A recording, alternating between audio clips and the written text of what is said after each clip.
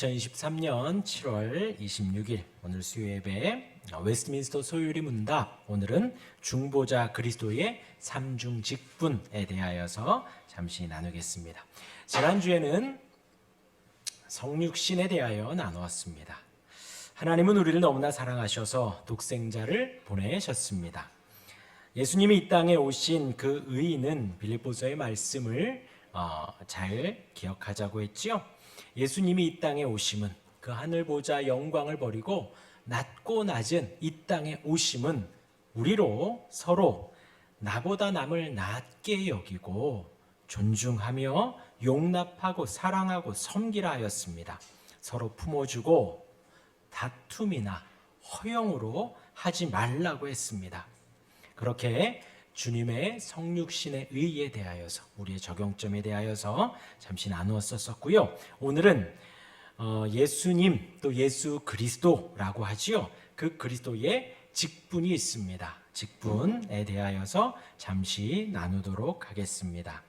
오늘 23문, 제가 문을 읽으면 여러분들이 크게 답을 한번 읽어주시길 바랍니다. 웨스트민스터 소요리 문답 23문입니다. 우리의 구속자로서 그리스도께서는 어떠한 직무들을 수행하시나요?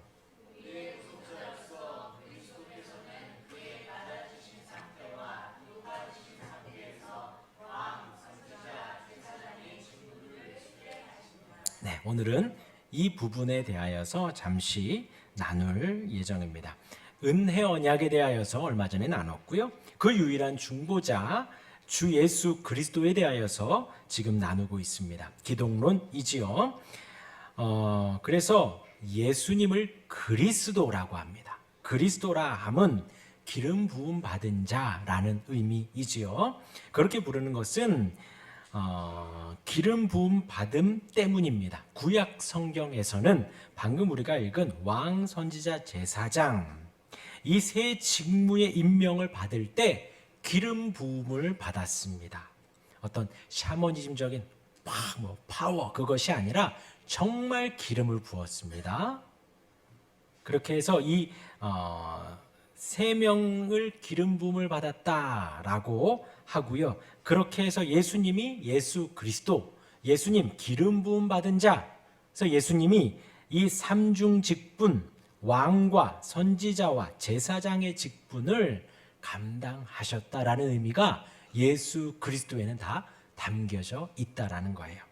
그래서 구약에 있는 제사장과 선지자와 왕이 이 그리스도의 삼중 직분의 모형이다라는 거예요. 모형이 있으면 실체가 있죠. 그 실체가 누구다? 예수님이다라는 거예요. 따라서 그리스도라는 칭호는 하나님의 아들이신 그리스도의 실제적 직무가 무엇인지를 설명해 줍니다. 그래서 우리가 예수 그리스도 하면 그 세 개를 착착착 생각을 하시면 돼요. 예수 그리스도 하면 왕, 선지자, 제사장. 예수님이 이 땅에 오셔서 그리스도의 역할, 기름 부음 받은 구약의 왕과 선지자와 제사장의 역할을 감당하였구나, 이렇게 생각을 하시면 됩니다. 그리고 이제 오늘 그렇게 직무에 대하여서 잠시 나누고요. 또 이 직분, 그 신분의 수행에 있어서 이제 또 구체적인 두 지위가 나옵니다. 그것이 바로 낮아지심과 높아지심. 그래서 선지자, 제사장, 왕을 이 땅에서 수행을 하시는데 낮아지심, 한없이 낮아지심으로 이 세 가지 사역을 수행을 하시고, 또 하나님이 그 가운데서 높이셔서 높아지심 가운데서 이 세 직분을 수행하신다라는 거예요. 이것을 이제 교회가 이 2000년 동안에, 지금 우리가 2023년이잖아요. 2000년 동안에 그리스도의 사역에 대해서, 즉 그리스도께서 오셔서 이 땅에 어떤 일을 어떻게 행하셨는지, 왕, 선지자, 제사장의 일을 낮아지심과 높아지심으로 어떻게 행하셨는지, 어떻게 하면 치우치지 않고 어느 한쪽에만 더 중점을 두고 어디는 좀 홀대하고 그러지 않고 더 잘 가르칠지 고민한 결과 이렇게 그리스도를 나 자신과 높아지심으로 정리를 했다. 고민한 결과다라는 것이에요. 그래서 오늘 우리가 23문을 읽었지요. 이것은 앞으로 24문부터 28문까지의 어떤 개요 역할을 합니다. 그래서 오늘은 간단히 한번 훑고 넘어가고요. 다음 주부터는 왕, 선지자, 제사장에 대하여 또 낮아지심과 높아지심에 대하여서 하나하나 차근히 생각을 해볼 생각입니다. 그래서 이 사복음서에서 예수님의 모습 가운데 예수님은 아무렇게나 그때그때 그냥 어쩌다가 사마리아 여인 만나고 어쩌다가 눈먼 사람 만난 것이 아니라 생각나는 대로 사역을 하신 것이 아니라 하나님의 영원전부터 확정된 계획에 의해 체계적으로 일하셨다라는 것입니다. 하나님의 예정 가운데 일하시고 하나님의 섭리 가운데 그 하나님의 뜻 가운데 모든 사건들이 다 정렬되어 있다라는 것이죠. 오늘은 그 개념만 잠깐 살펴보겠습니다. 먼저 직분을 좀 보도록 하겠습니다. 중보자 예수 그리스도께서는 선지자, 제사장, 왕 이 세 가지 직무를 수행하셨습니다. 구약에서 이 세 가지 직분을 통해 그리스도를 예표했습니다. 모형이라고 아까 말씀드렸지요. 구약 시대에서 선지자, 제사장, 왕은 가시적으로 물리적인 기름에 의해 기름 부음을 받았습니다. 신약에서는 예수님이 성령으로 한없이 기름 부음을 받았습니다. 또한 제자들과 사도들이 그리스도를 설명할 때 사용했죠. 또한 그리스도는 모든 성령의 은사로 충만했습니다. 그래서 우리 모두가 그분의 충만함으로부터 모든 것을 받도록 하기 위함이에요. 그러므로 우리는 모든 영적인 보화들을 마치 우물에서 길러내듯이 그분으로부터만 받습니다. 예수님으로부터 받는 거예요. 그래서 이처럼 성령의 모든 은사가 그리스도 안에 저장되어 있으므로 우리는 무엇이 필요할 때마다 누구에게 달려가요? 예수님께 달려가는 거예요. 그래서 요한복음 14장 6절에 여러분들 잘 압니다. 예수께서 이르시되 내가 곧 길이요 진리요 생명이니 나로 말미암지 않고는 아버지께로 올 자가 없느니라. 우리가 예수님께 나아가서 생명을 얻고 삶을 얻고 은혜를 얻으며 이 땅에 살아가는 모든 힘을 다 얻는다라는 거예요. 예수님이 이 땅에 오셔서 성령으로 충만한 가운데 사역을 하셨기 때문에 그 모든 영적 보화들이 그 안에 있기 때문에 우리는 주님을 찾는 거예요. 그리고 우리는 구약과 신약 모두를 통틀어서 예수님을 발견하고요. 그 예수님께 나아가며 이 땅을 살아가는 힘을 얻는 것입니다. 예수님이 곧 길이기 때문에, 예수님이 곧 진리이기 때문에, 예수님이 곧 생명이기 때문에 나로 말미암지 않고는 그 예수님과 이 복음에 이 땅에서 견줄 것이 하나도 없습니다.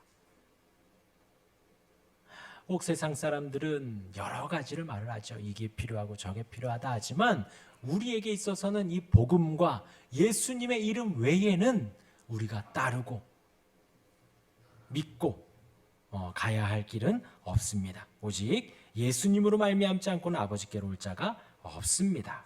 그래서 오늘 본문을 보면요, 히브리서 7장 24절 25절 우리 본문을 보겠습니다. 예수는 영원히 계심으로 했습니다. 영원히 계십니다. 창세 전에도 계셨지요. 온 땅을 창조하실 때도 계셨습니다. 아담과 하와를 만드셨을 때에도, 노아의 홍수 때에도 우리 예수님 계셨습니다. 그리고 아브라함을 택할 때에도, 또 야곱과 그 12아들들이 나올 때에도, 또 요셉이 팔려갈 때에도 우리 예수님 계셨습니다. 2000년 전에도 성육신하에 오셨고 지금도 살아계십니다. 그래서 예수님은 영원히 계십니다. 영원히 계심으로 그 제사장 직분도 갈리지 아니하느니라, 떨어지지 않는다는 거예요. 그 제사장 직분도 영원하다라는 거예요. 우리 예수님도 영원하고 제사장 직분도 영원합니다. 그러므로 자기를 힘입어 하나님께 나아가는 자들을 온전히 구원하실 수 있으니 제사장 직분을 지금도 감당하고 계시기에 그 예수님의 이름으로 하나님께 나아가는 자들을 온전히 구원하실 수 있다라는 거예요. 그래서 이렇게 보면 되게 쉬워요. 그렇죠? 예수님을 의지하면 하나님께 나아갈 수 있습니다. 예수님을 의지하면 구원을 받습니다. 그런데 세상 사람들은 그 예수님을 믿지 않아요. 의지하지 않아요. 무엇과 같냐면 노아의 홍수 때에 노아의 방주, 뭐가 맞을까요? 노아가 방주를 만들 때에 그때 당시 비가 한 번도 오지 않았는데 노아는 외쳤겠죠. 좀 있으면 홍수로 말미암아 온 세상을 하나님이 멸하실 거라고. 세상 사람들 이해하지 못합니다. 듣지 못합니다. 믿지 못하죠. 우리도 마찬가지입니다. 2000년 전에 오신 예수님을 우리는 믿고요. 이제 다시 오실 예수님을 믿습니다. 다시 심판주로 오셔서 예수 믿는 자들을 구원하고 예수 믿지 않는 자들을 심판하는 것을 우리는 믿어요. 예수님의 이름으로 예수님을 힘입어 하나님께 나아가는 자들을 하나님은 온전히 구원하십니다. 겨우겨우 구원하는 것도 아니고 충분히 온전히 구원을 하실 수 있다라는 거예요. 그런데 세상 사람들에게 아무리 이야기를 해도 콧방귀도 끼지 않고 이해가 되지 않기 때문에 믿지를 못하는 거예요. 혹 세상 사람들 중에 좀 착한 사람은 절대자 정도는 믿을 수 있죠. 아, 세상에 절대자는 있는 것 같다. 뭔가 좀 다스리는 세력은 있는 것 같다. 하나님 같은 어떤 좀 위대한 분은 있는 것 같다 정도는 알지만 그의 독생자 아들 예수 그리스도를 믿는 사람은 아주 지극히 많지 않다라는 거예요. 수요일 이렇게 예배하는 것처럼, 주일에 우리가 예배하는 것처럼, 우리가 예배하는 우리 인원 외에 많은 사람들은 주일에 세상을 향해 나아가지요. 자기를 힘입어 하나님께 나아가는 자들을 온전히 구원하실 수 있습니다. 그 예수님의 이름 힘입어 하나님께 나아가는 자, 예수님의 이름 힘입어 하나님을 의지하는 자, 하나님을 아버지로 부르는 자, 하나님은 온전히 구원하실 수 있습니다. 그리고 이는 그가 항상 살아계셔서 그들을 위하여 간구하심이라. 네.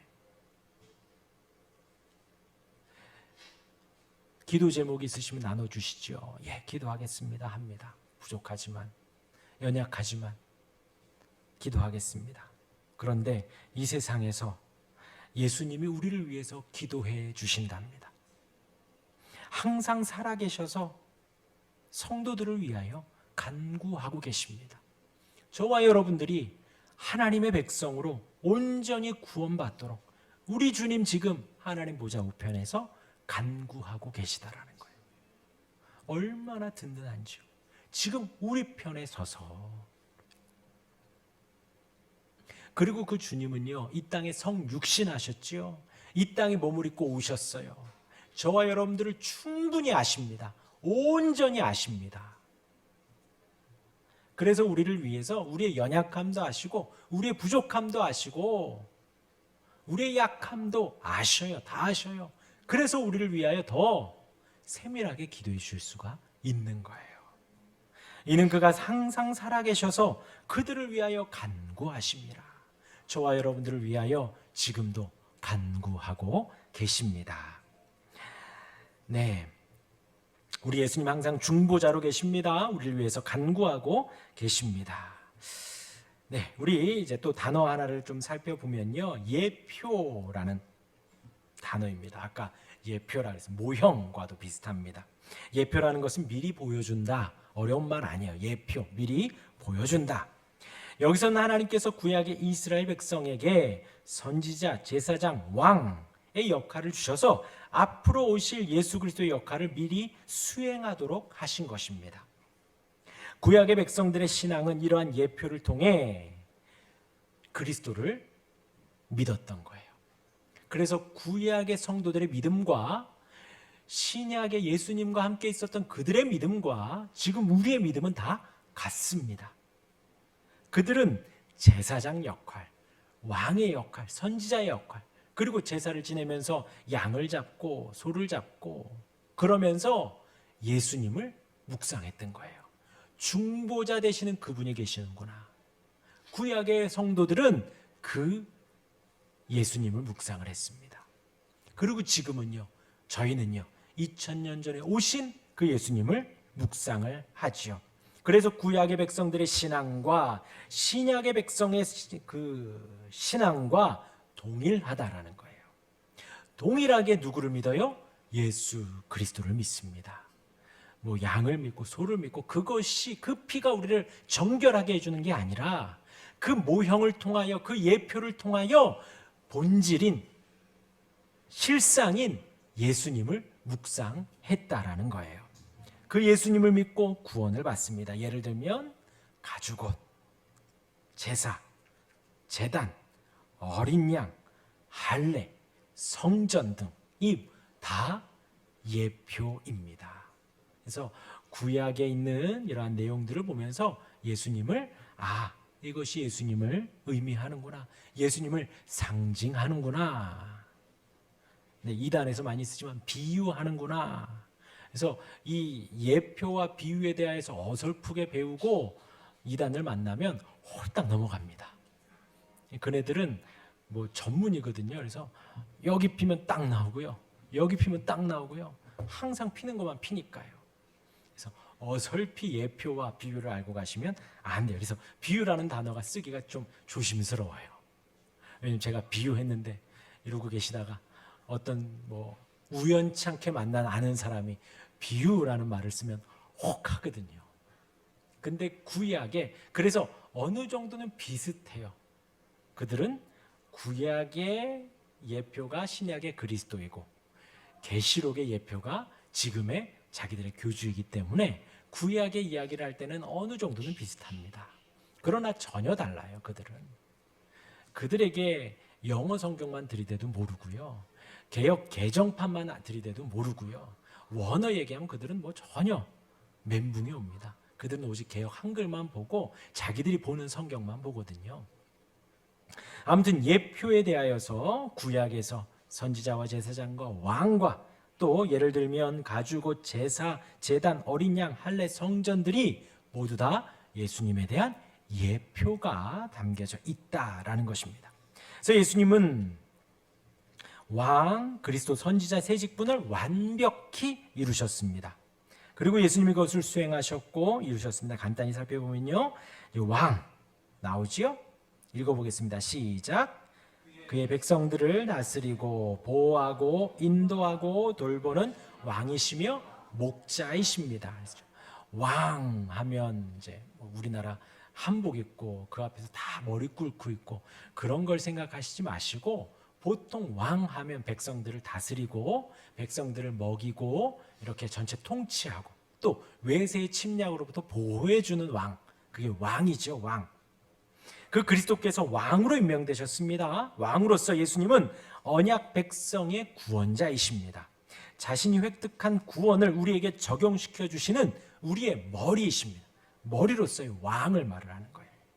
그의 백성들을 다스리시고 보호하시고 인도하시고 돌보는 왕이십니다. 그래서 나의 왕, 나의 왕 이렇게 고백하죠. 주님은 나의 왕이십니다. 나의 왕. 그리고 목자이십니다. 나를 이렇게 이끄시는 목자이시죠. 또한 온 세상, 온 우주의 심판자 왕이십니다. 단순히 나의 왕이 아니라 정말 하나님은 온 세상의 왕이신 거예요. 어떤 세력도 침투할 수 없는 절대적인 힘을 가진 왕이십니다. 하나님이 만드셨잖아요. 지금도 통치하고 계시잖아요. 예수님이 땅에 오셔서 십자가 지심으로 죽음까지도 이기셨잖아요. 온 세상의 진정한 왕이시고 나의 왕이십니다. 그냥 단순히 종교적으로 그냥 나의 왕이십니다, 나만 보호해 주시고 다스리시죠, 그게 아닌 거예요. 하나님이 온 세상을 지금도 다스리십니다. 비도 내리게 하시고 지금 밖에 무지하게 덥죠. 이제 더위가 시작됐답니다. 내일 모레 우리 아이들 물놀이 아주 잘할 것 같아요. 지난 주말에도 좀 추우면 어떡하나 했는데 지금 막 혹하죠. 막 숨이 턱 막힙니다. 더위를 주시는 분도 하나님이시고요, 걱정 마십시오. 한 3-4달 지나면 또 춥습니다. 춥다고 또 이제 막 긴팔 찾지요. 추위를 주시는 분도 하나님이시고요, 비를 내리시는 분도, 비를 거두어 가시는 분도, 눈을 내리신 눈을, 온 세상의 통치자들, 권력 가지신 분들의 그 권력을 주신 분도 하나님이시다라는 거예요. 그래서 우리는 두려워할 자가 없어요. 왕이십니다. 왕이십니다. 또 두 번째, 대제사장입니다. 우리 같이 한번 읽어볼까요? 시작. 속죄 제물로 드렸습니다. 화이자 화목 제물입니다.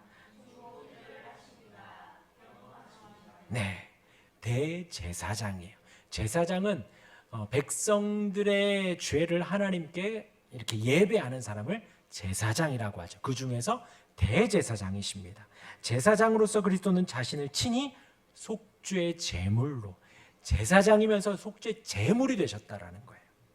그리하여 하나님의 진노를 풀어드렸다라는 거예요. 큰일 날 뻔했습니다.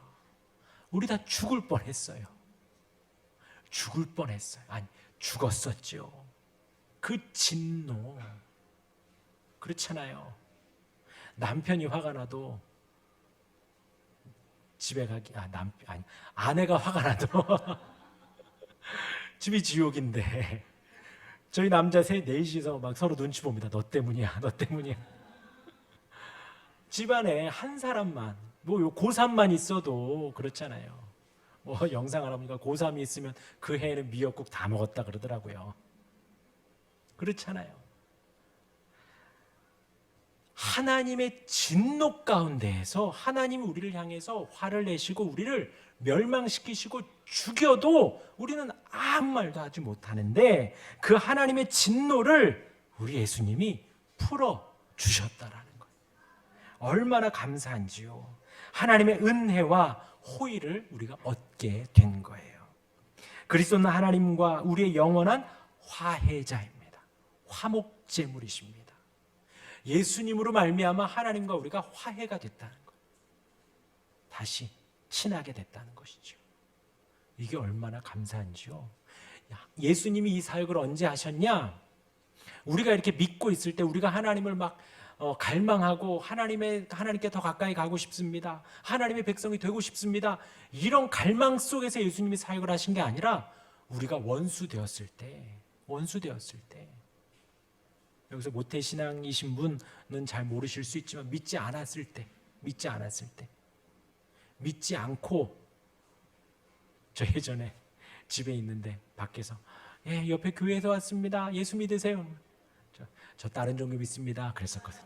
초등학교 5학년 때 막 소금 뿌리고 막 그래, 가시라고. 원수 되었을 때, 전혀 모를 때, 그때 예수님이 화해의 사역을 하셨다라는 거예요. 십자가를 지셔서 예수님이 속죄 제물이 되어주셔서 하나님과 우리를 화해시켜 주시고 화목 제물이 되셨습니다.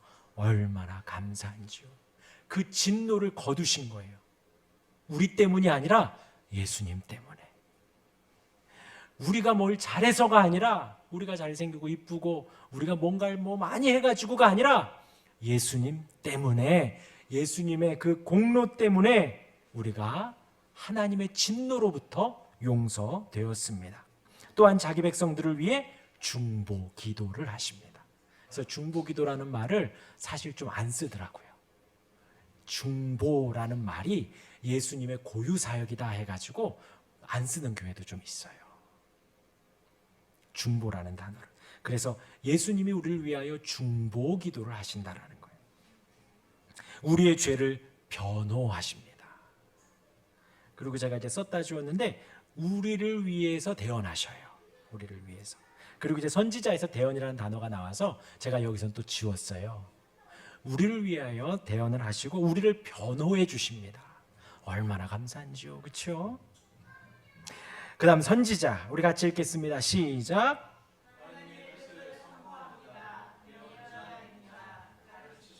네, 선지자로서, 그러니까 제사장은 백성들을 하나님께로 인도하는 사람이 제사장이고요, 선지자는 하나님의 뜻을 받아 미리 알리는 사람입니다. 그래서 하나님 아버지의 최고의 사자하면 어흥이 아니라 보냄을 받은 자, 하나님으로부터 보냄을 받은 자. 그래서 구약에도 하나님의 사자라고 하면 두 가지로 여러분들이 생각을 하면 되는데, 구약에서 하나는 천사일 수 있고 하나는 이 예수님 아들, 이 위에 하나님, 이 하나님의 사자, 하나님으로부터 보냄을 받아 사역을 하시는 것일 수 있습니다.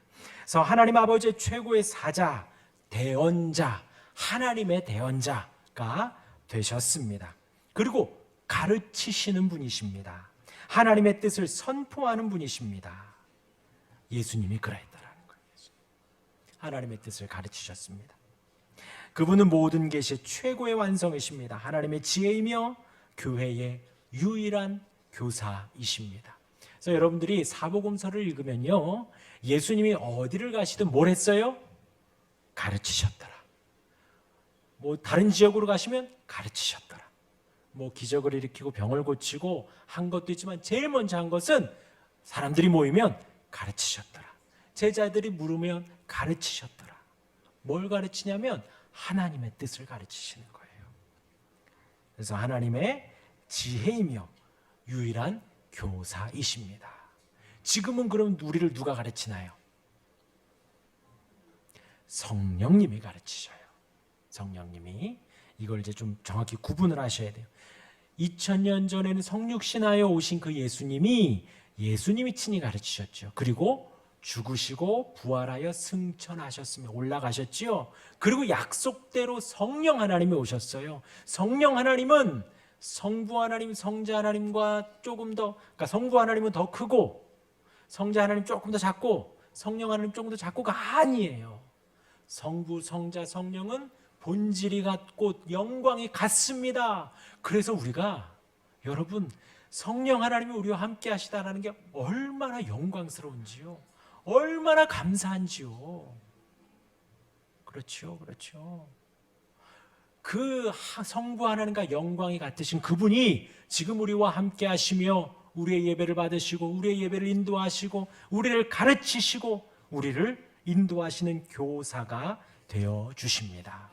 이 세 가지 직무를 하시며 상태, 지위라고 합니다. 지위, 이것이 뭐 아까 이제 낮아지심, 높아지심 말씀드렸지요. 이것이 이 중보자는 아무렇게나 내키는 대로 일하시는 것이 아니다라는 거예요. 그냥 뭐 가다가 사역을 하고 이렇게 있으니까 가르치고가 아니라 영원 전부터 계획하신 그대로 철저히 성부 하나님의 뜻에 순종하여 일하셨다라는 거예요. 그 과정 가운데 낮아지심 또 높아지심에 대한 단계가 되어 있습니다. 그래서 27문에서 그 낮아지심 비하를 이제 나누고요. 28문에서 높아지심 승귀에 대하여서 후에 또 나눌 예정입니다. 그래서 앞에서 언급한 그리스도의 세 직분이 이처럼 낮아지심과 높아지심의 두 상태로 일하는 것을 신약 성경의 기록을 통해서 알게 됩니다. 그래서 예수님은 출생 자체부터 낮아지신 거예요. 그러니까 예수님이 30살 돼서 사역하시다가 잡혀가시고 이렇게 뭐 결박돼 가시고 또 재판 받으시고 무죄한데 재판 받으시고 혹은 채찍 맞으시고 그 채찍 끝에는 납덩어리가 있었대요. 그래서 탁 때리면 단순히 가죽 그것만 아니라 끝에 살점이 떨어져 나갔답니다. 그래서 채찍만으로도 이렇게 혼절하거나 죽는 사람들이 있었다는 거예요. 그렇게 채찍 맞음만, 침뱉음 당함만, 십자가를 지는 것만 낮아지심이 아니라 출생부터가 낮아지심의 시작이라는 것이죠. 출생 자체부터 낮아지기 시작하셔서 결국 십자가에 죽기까지 낮아지셨습니다. 그러나 죽음의 권세 아래 계속 계시지 않고 부활하시고 승천하셔서 다시 높아지셨습니다. 지금도 계속해서 우리를 위해 일하고 계십니다. 정하신 그날에 지극히 영광스러운 모습으로 다시 오실 것입니다. 네, 이것이 왜 중요한가요? 이것이 23문제 앞으로 계요라 그랬어요. 계속해서 왕직분, 선지자직분, 제사장직분을 배웁니다. 낮아지심과 높아지심에 대하여서 우리가 배울 겁니다. 생각을 해보십시오. 지금 이 예수님은 우리를 너무나 사랑하셔서 하나님이 독생자 아들을 보내신 거예요. 또 예수님은요, 그 하나님의 말씀에 순종하여서 이 땅에 오셨습니다. 종의 형체를 가지고 목도 못 가누고 기저귀 차고 누군가의 도움으로 먹고 커야 하는 그 어린 모습으로 태어나셨어요. 말구 위에서 가장 낮고 낮은 모습에서 태어나셨습니다. 우리를 사랑하셔서요. 우리와 함께 하시기 위하여 그렇게 오셨다라는 거예요. 또 고난받으시고 몸을 제물로 주시기까지 그 사랑을 증명해 보이셨어요. 증명해 보이셨어요. 우리를 너무나 사랑하시죠. 너무나 사랑하시죠. 우리에게 뭘 요구하시나요? 그 하나님이 우리에게 뭘 요구하시느냐 이거예요. 하나님이 요구하시는 건 없어요. 다만 우리에게 계속해서 믿음을 가르쳐 주십니다. 제가 잠깐 말씀드렸어요. 믿음이 더 커지고 큰 믿음, 굳건한 믿음 어떻게 생길까요? 신혼부부가 서로를 더 잘 믿을까요? 17년 산 우리가 더 잘 믿을까요? 그리고 권사님 몇 년 사셨어요? 33년. 몇 년 사셨어요? 네. 기억이 나요? 네? 34년. 저희 2배요, 2배. 어디가 더 믿음이 클까요? 어디가 더 악이 더 클까요? 미운 마음이 더 커지나요? 서로 교제가 깊어지고 서로 알아가는 시간이 많아지면 믿음이 더욱더 돈독해지지요. 돈독해지지요. 우리가 하나님에 대한 믿음이 더욱더 커지고 굳건해지기 원하면 말씀을 많이 보고 기도를 많이 하면 됩니다. 하나님과 교제를 더욱더 많이 하면 돼요. 하나님은 나를 잘 아십니다. 나를 만드신 분이시죠. 나를 조성하신 분이시고 나를 이 땅에 태어나게 하신 분이 하나님이세요. 나의 머리털 하나까지도 아시고 나의 안고 일어섬도 아셔요. 나의 마음속까지도 아십니다. 우리 지난주 베드로, 오늘 새벽인가요? 베드로가 성전세 내는 사람과 대화를 합니다. 왜 너희 선생은 성전세를 내지 않느냐? 1년에 한 이틀치 봉급이 된대요. 이틀치, 지금 한 이틀치 봉급을 1년에 내는 게 성전세랍니다. 베드로에게 너희 선생은 왜 내지 않느니까 베드로가 냅니다. 그러고 이제 대뜸 그렇게 말하고 예수님께로 가요. 근데 베드로가 한마디도 하지 않지만 예수님이 말해요. 성전세 내야 되냐 말아야 되냐? 나가서 물고기 잡아와라. 그 처음 올라오는 물고기 입안에 한 드라크마가 있을 거야. 그거 성전세로 내거라. 우리 예수님 하나님이시기 때문에 베드로가 뭘 고민하는지 무슨 얘기를 하고 오는지 다 아신다라는 거예요. 나가서 물고기를 딱 잡으면 그 물고기가 막 다니다가 동전 한 입 딱 먹은 물고기를 건져 올릴 거라는 것도 아시는 거예요. 근데 그 한 드라크마가 딱 베드로와 예수님의 1년치 성전세예요. 우리 예수님 하나님이시기 때문에 저와 여러분도 하나님이 다 아셔요. 근데 중요한 건 우리는 하나님을 모른다라는 거예요. 우리는 하나님을 평생 알아도 몰라요. 정말 슬퍼요. 이 짝사랑이 얼마나 큰지요. 그래서 오늘 이 계율을 설명하잖아요. 만약에 선지자 직분하면요, 성경의 많은 부분 언급하면서 선지자 직분에 대하여서 쭉 설명드리고 왕 직분에 대하여 대제사장 낮아지심에 대하여서 설명할 수 있는데, 우리가 이 계율을 배우면서 우리가 만족해야 할 것이 무엇인가, 이제 예수님에 대하여 기독론에 대하여서 우리가 하나하나 배워가는데, 우리를 사랑하시는 그 사랑이, 하나님의 사랑이 너무나도 큽니다. 우리가 감당하지 못해요. 하나님이신 그분이 이 땅에 오셨으니까요. 그분이 이 땅에 오셔서 십자가를 지셨으니까요. 죽기까지 사랑해 주셨으니까요. 그 사랑이 얼마나 큽니까? 만약에 그것이 우리가 이해가 된다면 머리가 터질지도 몰라요. 만약에 그것이 내 안에 감동으로 온다면 몇 날 며칠 눈물을 흘려도 감당 못할 거예요. 만약에 그 사랑을 나의 봉사로 환원해서 드린다고 한다면 이 뼈가 부서지도록 봉사를 해도 다 갚아내지를 못하죠. 주님이 원하시는 건 우리 평생에 그 주님을 조금이라도 알라는 거예요.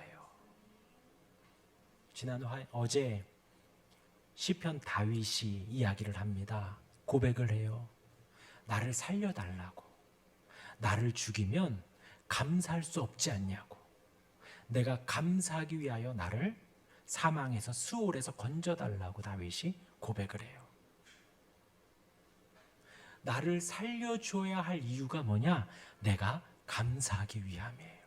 찬양하기 위함이고 예배하기 위함입니다.